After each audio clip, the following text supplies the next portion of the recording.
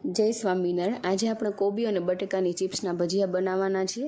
તો તેના માટે મેં કોબી, મરચાં અને બટેટા લઈ લીધા છે। તો અહીં સરસ આપણે કોબીને અને બટેકાની ચિપ્સ કરી લીધી છે। ત્યાર બંને વસ્તુને આપણે ઊંડા બાઉલમાં લઈ થોડું પાણી એડ કરીને સરસ રીતે આપણે સાફ કરી લઈશું। પાણીમાં સાફ થઈ જાય એટલે પાણી આપણે નિતારી લેવાનું છે। તેમાં 2 લીલા મરચાંની કટકી, તીખાની ભૂકી, સૂંઠ પાવડર, ખાવાનો સોડા, આમચૂર પાવડર, હળદર પાવડર, ત્યારબાદ લાલ મરચું પાવડર અને સ્વાદ અનુસાર મીઠું એડ કરી 2 વાટકા આપણે ચણાનો લોટ એડ કરીશું। સરસ રીતે બધું મિક્સ કરી દઈશું અને થોડું પાણી નાખતા જઈશું અને થીક બેટર આપણે રેડી કરી લેવાનું છે, કારણ કે અહીંયા આપણે ચિપ્સના ભજીયા કરીએ છીએ એટલે ઢીલું બેટર નહીં ચાલે, જાડું બેટર જ રેડી કરવાનું છે। આપણું તેલ ગરમ થઈ ગયું છે, આપણે ભજીયા તળી લઈશું અને ભજીયા પણ આપણા ગોળ નહીં બને, કારણ કે ચિપ્સના ભજીયા છે એટલે આવી રીતે આકાર વગરના જ બનવાના છે, પણ સ્વાદમાં ખૂબ જ સરસ બન્યા છે। તો ફ્રેન્ડ્સ, તમે આ ભજીયાને તમે તીખી ચટણી, ગળી ચટણી અથવા તો દહીં સાથે તમે ખાઈ શકો છો। તો ફ્રેન્ડ્સ, તમે કમેન્ટ કરીને જરૂર જણાવજો કે તમને આ ચિપ્સના ભજીયા કેવા લાગ્યા।